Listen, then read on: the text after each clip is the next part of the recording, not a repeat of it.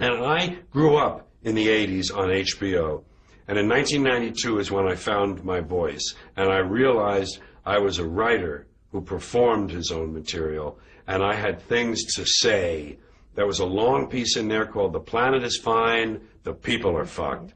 And it was a very good analysis of why it's not important to save the planet. It's more important to save yourself. And the planet may come, the planet's going to be here. We'll go away. We'll go away because we'll fix that up. We'll arrange that.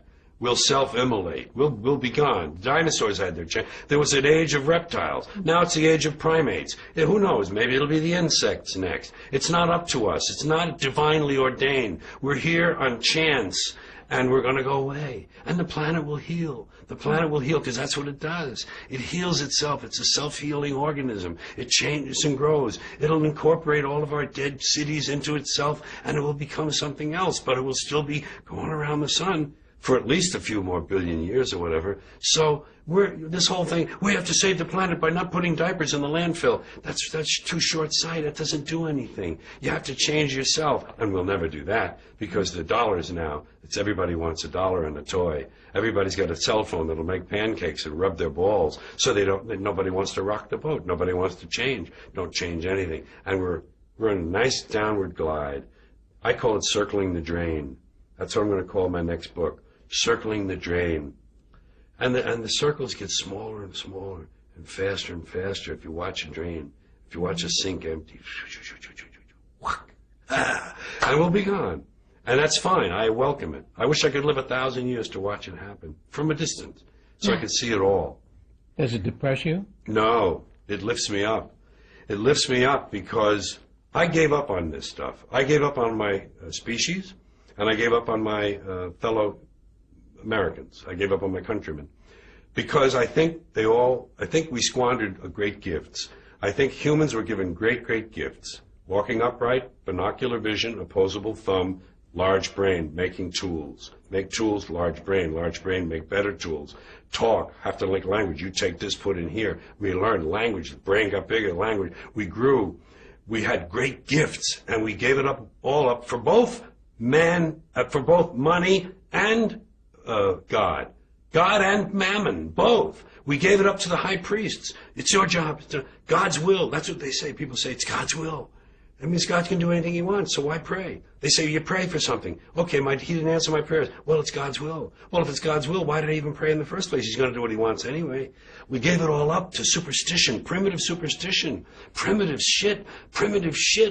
With invisible man in the sky looking down, keeping track of what we do, make sure we don't do the wrong thing. If we do, he puts us in hell and we burn forever. That kind of shit is very limiting. It's very limiting for this brain we have. So we keep ourselves limited, and then we want a toy and a gizmo and gold, and we want shiny things, and we want something to plug in that'll make big things for us. And all that shit is nothing. It's nothing. We gave it all up. And Americans, who also had great gifts, when you take the theory of democratic rule, self-government, okay, they started off wrong. They owned slaves. They didn't let women vote. They didn't let people who didn't own land vote. Fine. They got off on the wrong foot. But the ideas were good. But we fucking blew that. We polluted it. We polluted it with this stuff, things, material goods, games, gizmos, toys, gadgets, having possessions. He's got a bigger truck. He says, see his truck? It's bigger than mine. I'm getting a new truck. Here's a big truck. Oh, I'm getting that one. That's what you got, a video in it? You DVD too? He don't have a DVD. I got a DVD, Oh, please. Whatever happened? And all of that is what happened, And that's why I'm divorced from it now. I see it from a distance. I give myself a divorce. I said, George, emotionally you have no stake in this. You don't care one way or another. So watch it. Have fun. You know what? I say it this way. When you're born in this world, you're given a ticket to the freak show. And when you're born in America, you're given a front row seat. And some of us get to sit there with notebooks. And I'm a notebook. And oh my God, did you see that? Did you see what he just...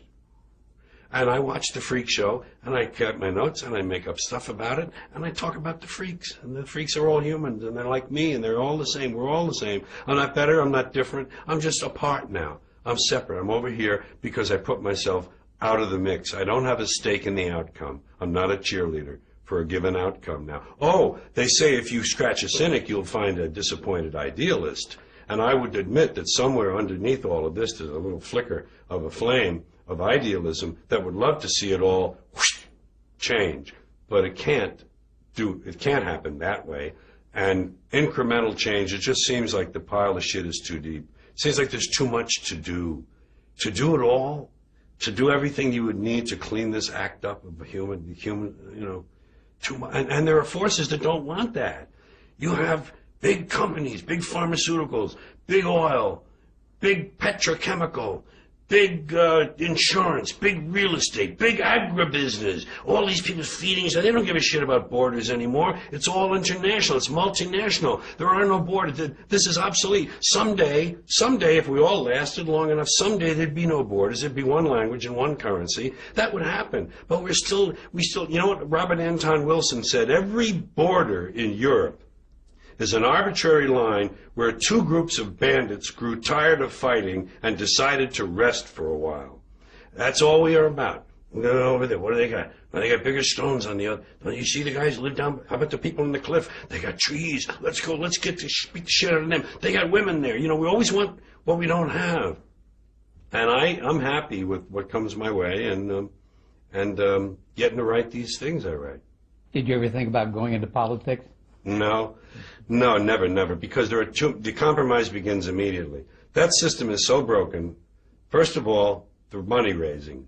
You have to raise a lot of money. You have to make a lot of compromises with yourself just to go to the meetings with those people, just to sit down and talk to them. You have to abase yourself in front of them. I need $50,000 if you could write me a check for $50,000. We can.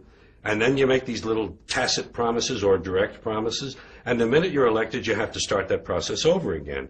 And along the way, it's all broken. The Electoral College is broken. The primary system is broken. It's all ridiculous. There's gerrymandering, all the redistricting. Whoever's in power gets to redistrict to keep them, It's just broken right down the line. And as soon as they're elected, like I say, they have to start. Be careful what we do. What did the polls say? Okay, polls say that. Right? We've got re-election coming 3 years and a half. It's shoot. No.